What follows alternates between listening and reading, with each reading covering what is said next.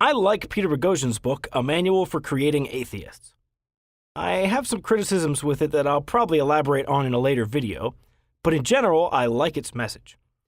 Anyone who's interested in spreading the Socratic method is alright by me.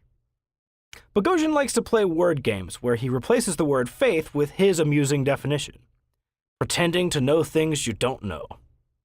Applying this convention to common statements is fun.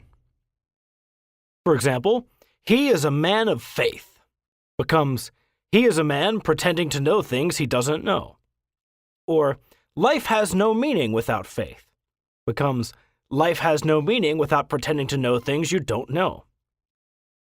If everyone abandoned their faith, society would devolve morally. If everyone stopped pretending to know things they don't know, society would devolve morally. I don't have enough faith to be an atheist becomes I don't pretend to know things I don't know enough to stop pretending to know things I don't know. This is an interesting way to maybe think at faith from an angle it may not have occurred to one to think at it before. So, why don't we try that with another concept that most people only think about from one angle? I have my own amusing definition of government, and that's oligarchy which violently imposes its will on an arbitrarily defined geographical area. Why don't we try the same experiment? Government schools become schools run by the oligarchy which violently imposes its will on an arbitrary geographical area. That sounds like a good way to get an education. Government healthcare.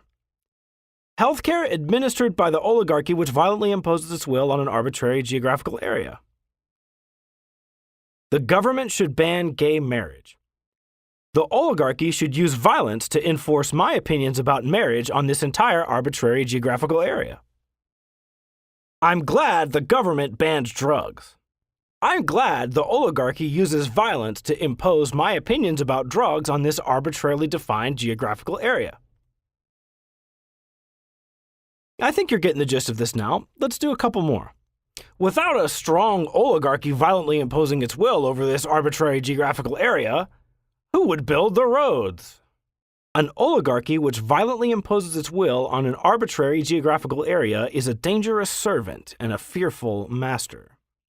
War is the health of the oligarchy which violently imposes its will on an arbitrary geographical area.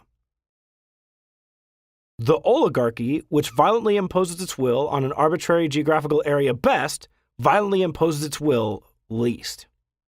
That last one, my friends, is libertarianism in a nutshell.